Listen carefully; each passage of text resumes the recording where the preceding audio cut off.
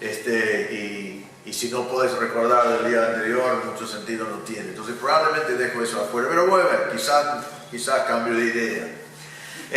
Letra C, leer el libro de Getz, que allí está toda la información, hay que verlo, y después hay que hacer 5 tareas prácticas. Déjame repasar esto y otra vez. Cuando llegamos a los temas, les voy a decir, ahora estamos hablando de tarea número 1, así que presten atención, aprenden a hacerlo. Es elegir un ministerio de la iglesia, hacer un análisis de los pasos necesarios para lograr control de trabajo. Vamos a hablar un buen rato de algo que se llama control de trabajo. Y quizás en tu iglesia no tenés control de trabajo, o quizás en el ministerio no tenés control de trabajo. Si no, probablemente estás viviendo muy frustrado, siempre un día atrasado, siempre con gente reclamando cosas porque sabes que tenés que hacer algo, pero no logras hacerlo en el momento adecuado. Y eso vas a ver porque no tenés control de trabajo.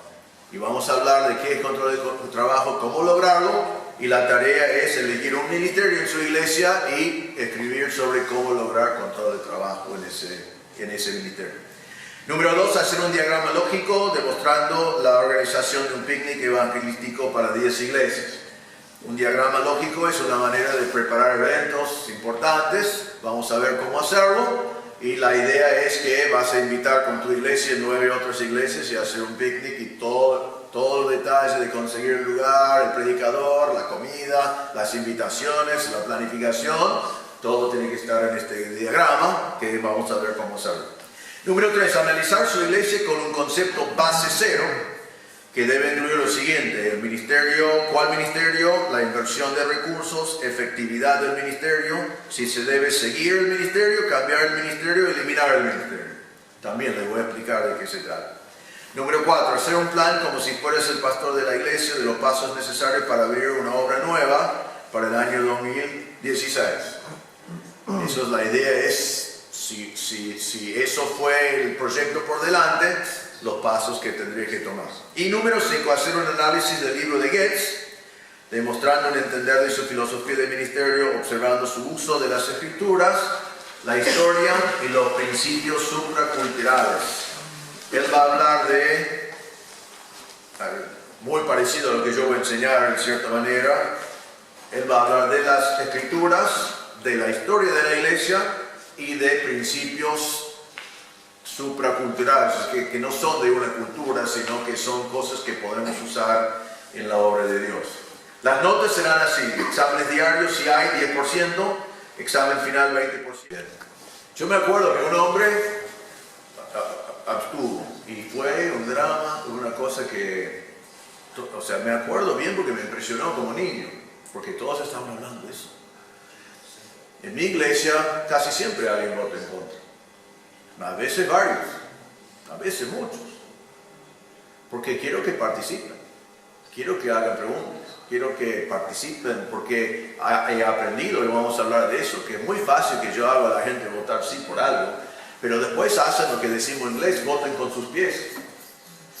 Vamos a votar, a hacer un edificio nuevo acá y vamos a construirlo nosotros. ¿Todos de acuerdo? Sí. Bueno, todos voten que sí. Bueno, el sábado vamos a venir a trabajar. Nadie viene a trabajar. Se votaron sí porque el pastor quería sí. Después votan con sus pies en no venir. Entonces es mucho mejor tomar el tiempo de escuchar sus opiniones, sus inquietudes, hablarlo bien hasta que ellos dicen: esto no es la idea del pastor, esto es mi idea. Y yo voto sí con mi mano y voto sí con mis pies. Pero en Estados Unidos, a mi conocer, no se podía hacer eso. Yo no conozco a nadie en Estados Unidos que aguantaría más de media hora en una asamblea. Y mucha gente piensa que no, pero no se animan a decir nada, están allí tranquilos, porque el ambiente que el pastor preparó en la asamblea es: voten sí, nos vamos a comer. Entonces, eso es algo cultural. También hay cosas que dependen del tamaño de la iglesia. Nosotros en mi iglesia, que normalmente no hemos tenido más de 200 miembros, porque vamos abriendo iglesias hijas, podemos más o menos permitir a todos los que quieren opinar. Pero si tuviéramos una iglesia de 1000, sería un poco, allí ya la asamblea sería de 2 días para dejar a todo el mundo opinar. Entonces, pero lo que estoy tratando de aplicar en mis asambleas es el sacerdocio de cada creyente, un principio bíblico, el hecho de que todos tienen dones, gobierno congregacional, no solamente a decir sí porque todos dicen sí, pero todos participando. Entonces hay principios bíblicos, pero estoy tratando de aplicarlos y la aplicación puede variar bastante. Entonces, creo que la ventaja que tenemos aquí es que por lo menos casi todas las ilustraciones que voy a traer son de Argentina y de iglesias alrededor del tamaño en el cual ustedes trabajen también. Pero si tu situación es un poquito distinta, van a tener que lo que yo hice, porque estos principios aprendí de afuera y tuve que ajustarlos para aplicarlos en Argentina. Así que buena pregunta y voy a hacer lo posible de pegar justo donde están ustedes. ¿Alguna pregunta más? Yo puse después unas páginas, no sé por qué lo puse ahora después de pensarlo, de cómo escribir una tesis, porque ninguna de las cosas que yo les di realmente es una tesis. Pero si la escuela no tiene todavía un formato, si el próximo profesor te pide una tesis, quizás eso te sirve. Porque yo he visto en Argentina que muy pocos alumnos saben escribir una tesis. No saben a veces lo que es una nota de pie, no saben cómo hacer una tabla de contenido, no saben hacer una bibliografía. Y bueno, acá tenés una pequeña instrucción y algunas cosas. Pero después de poner esto acá me di cuenta que no había pedido eso. Yo lo pongo en casi todas mis materias allí en Argentina y lo repaso. Si quieren repasarlo para el futuro, en un tiempo fuera de horario, estoy dispuesto a hacerlo. Pero probablemente la escuela en algún momento le va a dar un formato y decirles cómo escribir una tesis para que no viene uno escrito a mano y el profesor no lo puede leer y no sabe lo que escribiste. Entonces te da un 8 porque total, ¿quién sabe lo que escribiste, no? Hay otra manera de hacer las cosas. Bien, nos quedan 5 minutos de la primera hora. Ya vamos a arrancar. Ya vamos a tener que aprovechar de todo el tiempo, así que vamos a arrancar por 5 minutos y después tomamos el descanso. Entonces vamos a la primera página de la materia en sí, que dice un ministerio que glorifica a Dios. Quiero comenzar no hablando tanto de técnicas administrativas, sino hablando de nosotros los administradores. Y quizás otra vez, lo que voy a decir al principio, quizás ya lo sabéis, pero voy a estar enfatizando ciertas cosas que yo creo que son muy importantes. Vamos a ver muchos versículos bíblicos, van a tener que, ustedes son pastores, así que vamos a poder movernos muy rápidamente y eso es bueno, pero quiero leer los versículos, quiero mirarlos porque quiero impactarnos con la realidad. Entonces, en primer lugar, una cosa también, mis apuntes para mí a veces varían de lo de ustedes. Si yo me voy de donde no están, avísenme. Tengo una copia del suyo acá. No quiero ya ir por las ramas de ustedes. ¿A dónde fue? No sé a dónde fue. Así que avísenme si sale algo así. Entonces, primero, un ministerio que glorifica a Dios. Y en primer lugar, bajo eso, todo el ministerio debe glorificar a Dios. Esto parece obvio quizás, pero yo les digo, probablemente la mayor número de errores y líos en el ministerio están causados porque no entendemos que todo el ministerio es para glorificar a Dios. Vamos a decir la verdad, no vamos a mentir. Vos y yo luchamos todos los días en el ministerio si vamos a glorificar a nosotros o glorificar a Dios. Yo sé que es así porque somos pecadores. Y tenemos por naturaleza orgullo y queremos ser reconocidos y queremos tener nuestro lugar. Y cada decisión que tomamos en el ministerio, si lo tomamos en algún momento para ser reconocidos nosotros, ya estamos desviando de lo que Dios quiere. Tenemos que estar convencidos y decididos, primero nosotros como pastores, que todo ministerio debe glorificar a Dios y después lo comunicamos a nuestros hermanos para que los que enseñen lo hacen para la gloria de Dios, los diáconos lo hacen para la gloria de Dios, los que canten para la gloria de Dios y los que limpian la iglesia lo hacen para la gloria de Dios. Así cuando nadie lo ve, se sienten bien igual porque Dios lo vio y lo hacen para la gloria de Dios. Colosenses 1:16. Pueden ir anotando, no tienen que buscar esto realmente, pueden escuchar, ustedes lo conocen bien, anota la referencia para el futuro, pero aguántenme mientras que yo me muevo. Colosenses 1:16, todo fue creado por Él y para Él, todas las cosas, todo es creado por Él y para Él. Romanos 11:36, porque de Él y por Él y para Él son todas las cosas, a Él sea la gloria. Así que tu iglesia es de Cristo. Es por Cristo, es para Cristo y Él debe ser glorificado en tu iglesia, no vos. Isaías 42:8. Estos versículos casi los conozco de memoria para decirlos bien, pero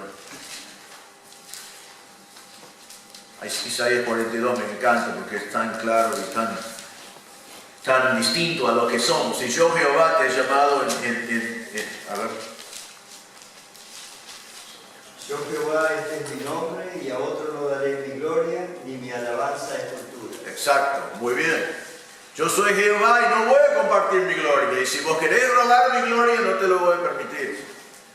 Así que ten cuidado, ten cuidado.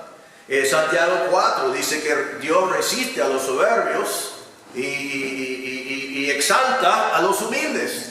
Entonces, si querés ser un soberbio, vas a ser humillado. Y si sos humilde, el Señor te va a exaltar. Ahora, ten cuidado de no tratar de ser humilde para que podés exaltarte, ¿no? Algunos dicen, bueno, yo voy a ser así porque terminó. No, queremos que Cristo sea visto. Queremos que Dios sea glorificado. Y que nosotros realmente no tengamos mucha importancia. En Efesios 3:21, esto habla de la iglesia, lo conocemos bien, dice, a Él sea gloria en la iglesia en Cristo Jesús por todas las edades, por los siglos de los siglos. Amén. Así que, si vos y yo podemos entender y comprometernos con glorificar a Dios con todo lo que hacemos, eso ayuda mucho cuando tomamos decisiones. Por ejemplo, vamos a ver más adelante y ya vamos a tener un descanso en un minuto, así que voy a desviar un poquito acá. Cuando yo estoy tomando una decisión que o va a hacer que mi iglesia sea más como Cristo, o que va a hacer que mi iglesia sea más grande, si quiero glorificarme a mí, voy a elegir los pasos para que mi iglesia sea más grande, aunque sea menos como Cristo. Pero si mi propósito bien claro es glorificar a Dios en todo, no me importa si mi iglesia es grande o no por mí, voy a hacer lo que glorifica a Dios. Y eso me va a permitir evitar un error, tomar decisiones que pueden terminar en desastre, tomar decisiones que en el tribunal de Cristo van a ir con el fuego, y tomar decisiones que glorifiquen a Dios. Pero hoy en día, el mundo, y vamos a hablar de esto, el mundo dice grande es mejor. Y nosotros lo hemos comprado. El mundo eclesiástico ha comprado eso. Grande es mejor.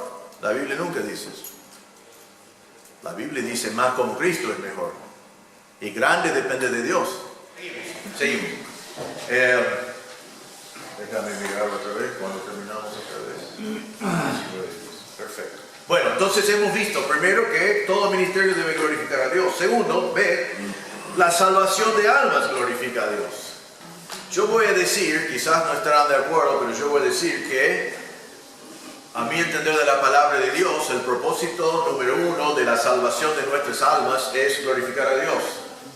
Pero yo le doy gracias a Dios que el segundo propósito es que yo voy al cielo con mis pecados perdonados para pasar la eternidad con Dios. Pero el propósito número uno de mi salvación no fue los beneficios que fueron para mí, sino la gloria de Dios. Romanos 5:2 dice, por quien también tenemos entrada por la fe, esta gracia en la cual estamos firmes y nos gloriamos en la esperanza de la gloria de Dios. Eso está hablando más de la gloria de Dios que vamos a conocer. En Romanos 9, un capítulo que tratamos de evitar, especialmente en grupos mixtos, versículo 23 dice, y para hacer notorias las riquezas de su gloria, las mostró para que con los vasos de misericordia que Él preparó de antemano para gloria, a los cuales también ha llamado, esto es a nosotros, no solo de los judíos, sino también de los gentiles. Ese versículo está diciendo que Dios es glorificado porque Él salvó por su misericordia a pecadores como vos y yo. Y sabe que yo creo que en el cielo vamos a pasar toda la eternidad mirando el uno al otro y diciendo, ¿vos cómo entraste acá? Y vamos a decir, por la gloria de Dios no debo estar aquí. Eso es lo más increíble, que vos y yo vamos a estar en el cielo y ninguno de nosotros merecemos estar allí. Y Pablo decía lo mismo en su testimonio. Dios demuestra su misericordia y su gracia por salvar a pecadores y Él es glorificado por medio de eso. 1 Corintios 1:12 dice, para que el nombre de nuestro Señor Jesucristo sea glorificado en vosotros y vosotros en Él por la gracia de nuestro Dios y el Señor Jesucristo. Por la gracia con la cual nos salvó, Él glorifica a sí mismo y Él es glorificado. 2 Corintios 4, versículos 3 a 6. Pero si nuestro evangelio está encubierto, entre los que se pierden está encubierto, en los cuales el Dios de este siglo cegó el entendimiento de los incrédulos para que no les resplandezca la luz del evangelio de la gloria de Cristo, el cual es la imagen de Dios. Porque no nos predicamos a nosotros mismos, sino a Jesucristo como Señor y a nosotros como vuestros siervos por amor de Jesús. Porque Dios que mandó que de las tinieblas resplandiese la luz, es el que resplandeció en nuestros corazones para iluminación del conocimiento de la gloria de Dios en la faz de Jesucristo. Eso es importante porque a veces también caemos en la tendencia de ver cuántas almas podemos salvar, si lo voy a decir así. Cuántas decisiones yo logré, con cuántas personas yo participé en su salvación, como si en alguna manera la gloria era para nosotros. Todo nuestro ministerio de evangelización también es para la gloria de Dios. A mí un poco me da vergüenza decir, voy a decir así, me da vergüenza y no lo haría en otro ambiente. Hace 6 semanas un joven de mi iglesia tuve el privilegio de llevarle a Cristo. Anoche dio un testimonio, fue a Mendoza a una conferencia de jóvenes la semana pasada, tomó algunas decisiones importantes y estaba marchando bien. Amén, gloria a Dios. Mi experiencia normalmente es que yo testifico a una persona 200 veces y después viene fulano y le habla de Cristo y se convierte. O otra persona le habló por 10 años en distintos lugares y después viene a mí y yo le hablo de Cristo y se convierta. Yo tuve una pequeña parte, 10, 20, 30 otras personas tenían una pequeña parte. ¿Y quién lleva el crédito? El que le hizo orar. A veces es así y no debe ser así. Toda la gloria pertenece al Señor y es el Señor que hace la obra. Y a veces nosotros solo pensábamos en la persona que estaba presente cuando la persona se convirtió, pero el Señor tiene todo un plan. Voy a hacer referencia a él algunas veces. Yo tengo en mi iglesia un cirujano de niños que es el mejor de Latinoamérica. Realmente es increíble. En este momento está en Escocia dando seminarios y es un diácono de mi iglesia. Él se convirtió en un avión. Escribió un libro tremendo. Estaba yendo a Italia para promocionarlo. Era, como diría él, la última cosa en su lista de lo que quería lograr en su vida. Ya fue famoso, ya fue conocido, terminó su libro. Tenía 49 años, subió al avión para ir a Italia, para ser bien recibido y para promocionar su libro. Y dijo, yo no tengo por qué vivir. Ya logré todo lo que quería lograr en la vida. Y me siento vacío. Se sentó al lado de una mujer y se fue de Italia. Ella fue de Chile. Ahora, yo conocí a esta mujer después. Es increíble lo que Dios hace, porque esta mujer no sabía nada de nada. Ella había sido católico, después católico carismático, y después carismático Iglesia de la Alianza. Yo hablé con ella por un largo rato después, cuando yo lo conocí. Estaba confundido en prácticamente todas las cosas que se puede confundir. Pero este hombre de mi iglesia se sentó al lado de ella y comenzaron a conversar, y él le dijo a ella, mira, estoy yendo para esto es mi vida, pero me falta algo. Y ella le dijo, vos necesitas de Cristo, vos necesitas de Jesús. Apenas le explicó el Evangelio, porque apenas lo conocía. Ahora, yo nunca hubiera puesto a esa mujer al lado de ese doctor. Nunca, pero Dios sí. Yo hubiera puesto, qué sé yo siempre digo, un bautista fundamentalista que hubiera agarrado una revista y iba a dormir y hubiera dicho, chao, hasta luego, cuando se fuera. Esta mujer le habló por 14 horas. Y el médico de mi iglesia se convirtió en ese avión. Ahora, cuando bajó allí, dijo, ¿qué me hizo esa mujer? Porque algo me pasó, pero no sé qué me pasó. Porque no entendió bien las cosas. Pero hoy, como 10 años después, es un gigante de la fe, es un diácono en mi iglesia, predica el Evangelio en todo el mundo, porque viaja todo el tiempo y todo lugar donde va predica el Evangelio. ¿Y quién lleva la gloria para eso? La mujer vino a su bautismo, él la trajo de Chile para el bautismo. Eso cuando yo le hablé, yo, ay Señor, ¿cómo usaste esa mujer? Es casi imposible. Yo hubiera elegido otra cosa. Y creo que Dios decía, sí, pero yo quería glorificarme a mí. Yo utilicé un instrumento totalmente inadecuado. Y yo digo, ¿por qué no me usaste a mí, que yo soy adecuado? ¿Somos adecuados nosotros? No, para evangelizar ninguno de nosotros es adecuado. Gracias al Señor que Él utiliza instrumentos inadecuados.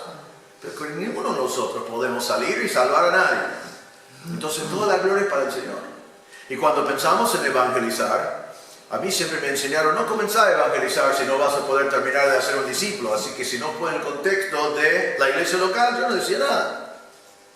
Y aprendí con mi amigo que yo sí quiero hacer discípulos, pero no tiene que utilizarme a mí necesariamente para todos los pasos desde el principio hasta el fin. Una de las bendiciones más grandes de la obra en Argentina, y especialmente a mi iglesia, es este cirujano que conoció a Cristo. ¿Y por qué conoció a Cristo? Porque una mujer carismática que no entendió nada le habló de Jesús en un avión. Y la gloria va al Señor. Entonces, cuando pensamos en evangelizar personalmente, cuando pensamos en nuestras iglesias, en el evangelismo, todo es para la gloria de Dios, no para nosotros. Y eso también evita la idea de que tengo que obligar a una persona a orar cuando el Espíritu Santo no ha orado. Porque yo quiero decir, oró, gané otro. Vamos a hablar de eso más. Letra C. Dios requiere fidelidad antes que fruto. ¿Qué dice la palabra de Dios del fruto? Pablo dijo, yo planté, Apolos regó y Dios dio el crecimiento. Así que si mi éxito en el ministerio depende del crecimiento, ya mi éxito depende de algo que yo no puedo controlar. Porque Dios no garantiza que ninguno de nosotros vamos a tener números, no nos dice cuántos se van a convertir. Pobre Isaías, ¿ustedes consideran a Isaías un fracaso o un éxito? Era un éxito porque fue fiel. Pero ¿qué le dijo al Señor cuando le llamó? Nosotros usamos eso para los jóvenes, para que se comprometan. ¿Quién irá por nosotros? Heme aquí, envíame a mí. Bueno, te envío. Nadie va a escuchar. Nadie va a entender. Nadie va a responder. Así que disfrutalo. ¿Vos qué harías si Dios te hablaría así? Diría, ahora que ya estás en el pastorado, quiero decirte, a vos particularmente, te voy a mandar a un lugar donde nadie va a responder. Todos tus amigos en otros lugares van a tener gente, van a tener ministerio, van a tener iglesias, van a tener congregaciones, pero vos no vas a tener nada. Lo único que quiero que seas es fiel. Sería difícil, ¿no? Yo no quisiera eso para mí personalmente, pero la realidad es que Dios no requiere fruto porque nosotros no podemos producir fruto. Entonces, ¿por qué cuando hay mucho fruto queremos decir, mire, qué bien que estoy en el ministerio, debe ser que hice algo muy bueno? Cuando el fruto depende totalmente del Señor. Pero sí, 1 Corintios 4:2 dice que lo único que se requiere de un mayordomo es que fidelidad. Entonces vos y yo tenemos que dedicarnos a ser fieles y también tenemos que dejar a Dios la cantidad de fruto. Y otra vez, esto es importante porque si yo estoy pensando en cuánto fruto voy a tener, si eso es mi meta, mi objetivo, como si yo puedo producir fruto por mi cuenta, voy a tomar malas decisiones. Voy a manipular a la gente, voy a hacer cosas para que tenga números y voy a ser al final infiel para tener el resultado aparente que yo quiero tener. Es importante entender que Dios requiere fidelidad y el fruto depende de Él. Letra D. El ministerio es diocéntrico, no hombre-céntrico. Otra vez, quizás algunos estarán en desacuerdo conmigo sobre esto. Yo me acuerdo hace unos años atrás, tomando materias, algunos enseñaron que tenemos que, como pastores, conocer a nuestra gente bien, estoy de acuerdo con eso, saber qué está pasando en sus vidas, para que podamos predicar a sus necesidades sentidas. Podemos predicar a lo que ellos están sintiendo en X momento. El problema con eso es lo siguiente. Bueno, hay varios problemas. Uno, que tenés toda una congregación con distintas necesidades. Y segundo, a veces la gente siente necesidades que no son sus necesidades más grandes. La gente siente la necesidad de un mejor trabajo, de una mejor entrada de dinero, de paz en su hogar, porque están haciendo lío en su hogar. Y puede ser un montón de cosas que ellos sientan, pero realmente creo que es mucho mejor predicarles la palabra de Dios. Y como dice en 1 Corintios 14, 24 y 25, ¿puede leer eso? Dejamos que la palabra de Dios revele las necesidades verdaderas de la gente, porque también le da la solución. Este pasaje conocemos bien, pero por otra razón. Pablo dice, es donde Pablo dice, si uno entra y todos están hablando en lenguas, van a pensar que estamos todos locos.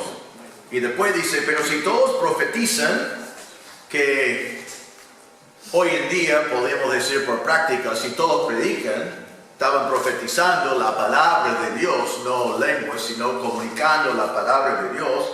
Y entra algún incrédulo o indocto, por todos es convencido, por todos es juzgado, lo oculto de su corazón se hace manifiesto, y así postrándose sobre el rostro adorará a Dios, declarando que verdaderamente Dios está entre vosotros. Ahora, suena tan lindo pensar en las necesidades de sentido de la gente, tratar de tocarlos. Y debemos ser sensibles a eso, debemos saber lo que está viviendo nuestra gente. Pero creo que a la medida que yo trato de pegar a cada uno donde están, yo llego a ser muy importante con mi análisis y mi cirugía, y la palabra de Dios es menos importante. Pero cuando yo tomo la palabra de Dios, como dice acá en 1 Corintios, y yo predico la palabra de Dios y dejo que la palabra de Dios revela no sus necesidades sentidas, sino sus necesidades verdaderas, y también le da la solución que necesitan, entonces Dios es glorificado y la palabra de Dios hace su obra en la gente. Entonces, el punto, a la medida que puede estar de acuerdo conmigo en esto, el ministerio debe ser Dios-céntrico, no hombre-céntrico. Hoy en día hablan mucho bajo este punto, hablan de ser relevante. Por ejemplo, ser relevante. Algunos dicen, no lo dicen abiertamente, aunque algunos sí, pero en nuestros círculos no lo dicen tan abiertamente, pero la idea es que la Biblia ya no es relevante.